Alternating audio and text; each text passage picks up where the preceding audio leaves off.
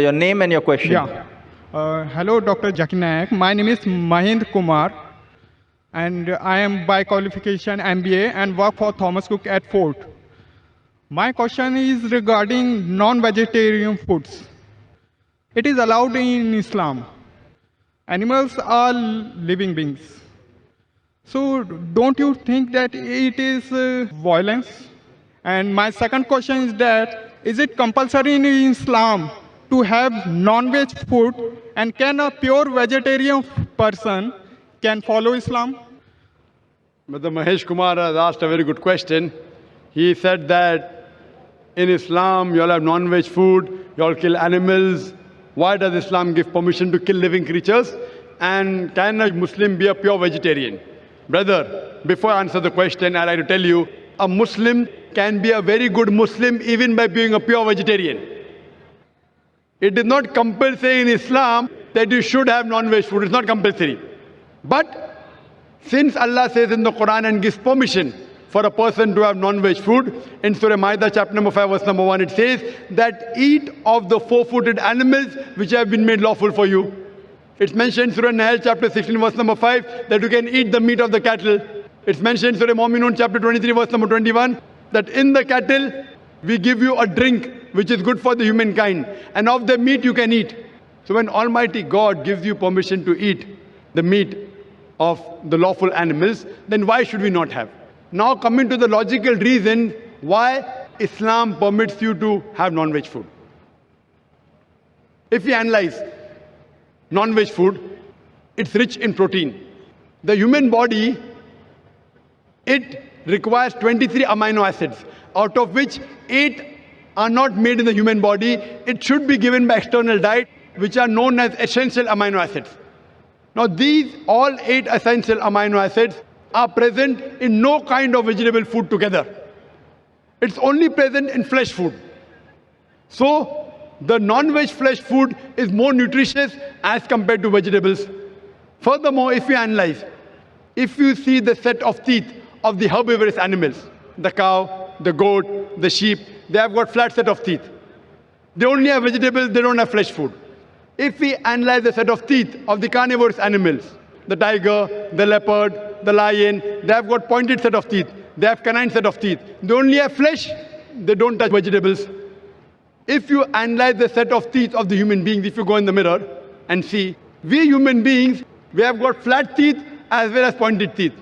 If Almighty God wanted us to have only vegetables, why did He give us this canine teeth? Why did He give us this pointed teeth? For what?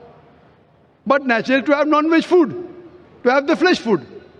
Furthermore, if we analyze the digestive system of the human being, if you compare it to the herbivorous animals, cow, goat, sheep, they can only digest vegetables. The digestive system of the carnivorous animals, tiger, leopard, lion, they can only digest flesh food, they cannot digest vegetables. The digestive system of the human beings can digest both. It has small intestine, big intestine. It can digest vegetables as well as flesh food. It can digest both. So if Almighty God wanted us to have only vegetables, why did He give us the digestive system which can digest both? As far as you analyze, many of the Hindus think that Hinduism prohibits the eating of flesh food. In fact, if you read, it's mentioned in Manu Smriti, chapter number 5, verse number 30. Almighty God has created some animals to eat and some to be eaten. If you eat the animals that have been created to be eaten, then it's not a sin. Manu Smriti, chapter number 5, verse number 31 says that Almighty God created some animals for sacrifice. Killing them is not a sin. Manu Smriti, chapter 5, verse number 40 says that killing sacrificial animals for sacrifice is permitted. It is the law of the God. So in Hindu scriptures, it's permitted to have non-veg food. If you read the Vedas and the other scriptures, sages and sons, they ate non-veg food, they even ate beef.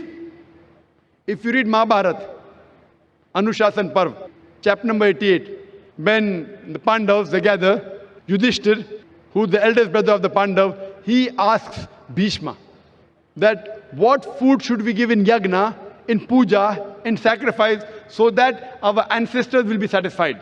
So Bhishma replies that if you give herbs and shrubs and vegetables, our ancestors will be satisfied for 1 month.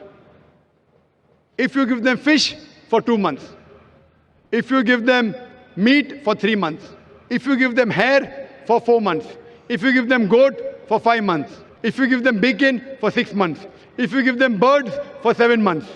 If you give them deer, for 8 months. And the menu continues, big menu is there. It says if you give buffalo, for 11 months.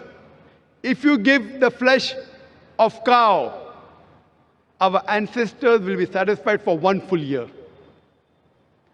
And if you give red meat of goat or meat of rhinoceros, they'll be satisfied inexhaustibly.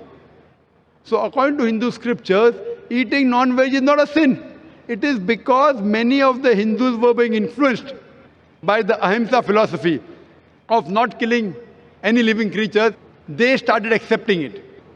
But even this philosophy of Ahimsa, as you said, that killing living creature is a sin. Brother, do you know that even plants have got life? Do you know that, brother? Yes. So if you say killing living creature is a sin, killing a plant is also a sin. So why do you have plants? Agreed. Agreed, very good. Furthermore, there are some people who say, okay, brother Zakir, I agree that plants have got life, but the plants can't feel pain.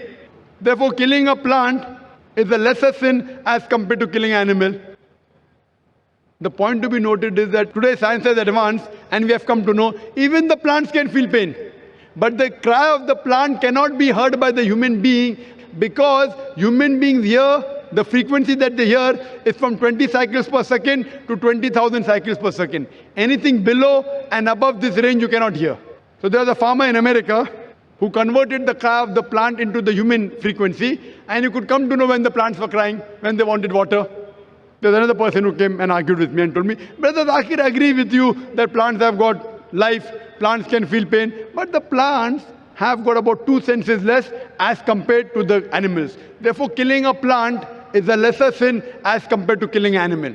I'm asking you the question, brother. Suppose your brother, your elder brother, he is born deaf and dumb.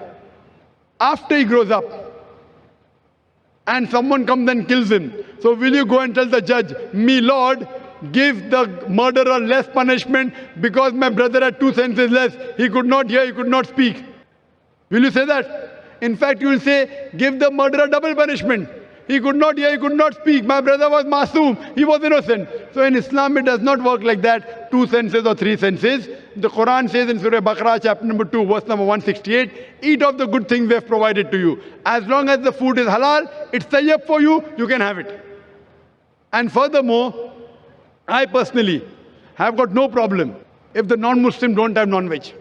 I've got no problem. Only if they tell me eating non-veg is a sin, it's a crime, that's the time I give the reply. Otherwise, if the non-Muslims in India, they don't have non-veg, it's beneficial for me. If all the non-Muslims in India start having non-veg, then the prices of mutton and beef will rise. It'll be more expensive for me to have it. So personally, I've got no problem. Hope that satisfies your question, brother. Yeah, definitely, sir. So now, if you want, you can yet be a good vegetarian. If you want, you can eat non-veg also. Eating non-veg will keep you more healthy. You can have, but even if you want to be a pure vegetarian, it's not a sin. Hope that answers the question, brother.